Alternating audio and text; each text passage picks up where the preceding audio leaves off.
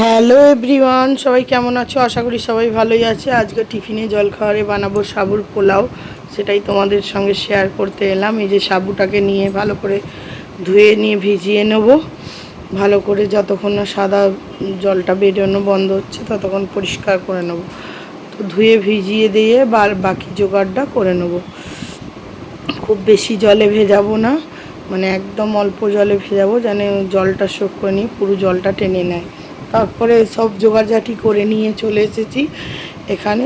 কিছুটা চিনেবাদাম ভেজে শুকনো খোলায় ভেজে তুলে নেবো, এটা গুঁড়ো করবার জন্য। তারপরে এটা ভেজে তুলে নিয়ে তোলা হয়ে গেলে ওই কড়াতেই দিয়ে দেবো খানিকটা ঘি। রান্নাটা পুরো ঘিতেই হবে, খুব বেশি যে ঘিয়ের প্রয়োজন নয়, ওই 1 চামচ ঘি একটু বেশি এরকম দিয়েছি। ওই ঘিয়েতে আরও 1 মুঠো চিনেবাদাম ভেজে নেব। এটা হচ্ছে গোটা অবস্থাতেই দেবো, সেই জন্য। তো যেটা শুকনো খোলায় ভেজেছি সেটা গুঁড়ো করে নিয়েছি মিক্সিতে, আর এইটা হচ্ছে ভেজে তুলে রাখবো। তারপরে ওই কড়াতেই দিয়ে দেবো। এরপরে আলুগুলো ভালো করে ভেজে নিয়ে, বাদাম ভাজা মোটামুটি হয়ে গেছে, এবার আলুগুলো দিয়ে দেবো। আলুগুলোকে ছোটো ছোটো করে কুচিয়ে নিয়েছি, নুন মাখিয়ে রেখেছিলাম ধুয়ে।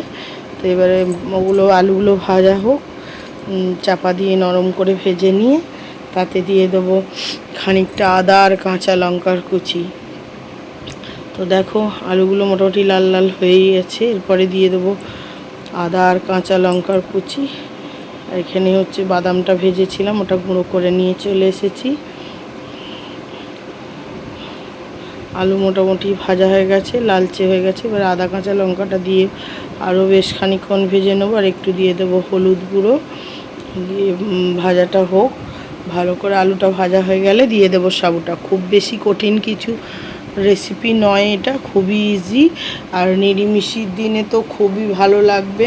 উপোসের দিন, যেদিন ভাত রুটি খেতে থাকে না, সাবু ভেজানো অনেকেই খেতে পারে না, তো তারা সাবুর এইভাবে পোলাওয়ের মতো করে বানিয়ে নিয়ে খেতে পারে। এখানে কাজু কিশমিশ ড্রাই ফ্রুট দিলেও ভালো লাগতো, কিন্তু আমি দিইনি।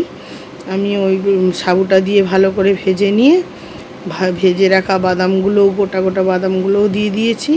দিয়ে ভালো করে নেড়ে নেড়ে নেড়ে নেড়ে শুকনো শুকনো করে ভাজবো।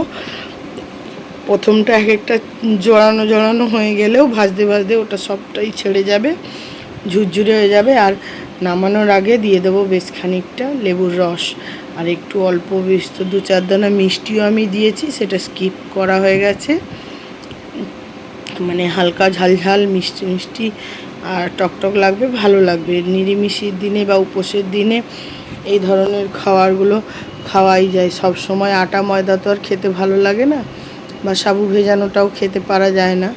তো উপোসের দিনের এই খাবারটা একদম পারফেক্ট। আমার তো খুব ভালো লেগেছে, তোমরাও ট্রাই করে দেখো, আশা করি তোমাদেরও ভালো লাগবে।